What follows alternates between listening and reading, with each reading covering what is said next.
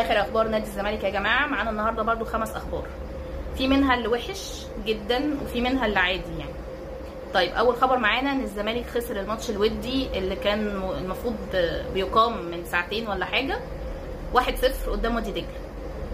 الهدف جه من ضربه جزاء، بس انا مش عتابي على الهدف خالص قد ما عتابي احنا ازاي مش عارفين نجيب جون قصاد وادي دجله، خصوصا ان احنا كنا بنلعب تقريبا بالفول تيم، يعني ما كانش فيه تغيير عن التشكيل الاساسي اللي كنا بنلعب بيه في السنه اللي فاتت.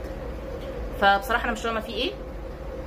اتمنى ان دي يكون يعني سوء حظ مش اكتر، سوء توفيق، يعني عشان احنا كده هنقابل مشكله حقيقيه لو ده يعني مستوانا.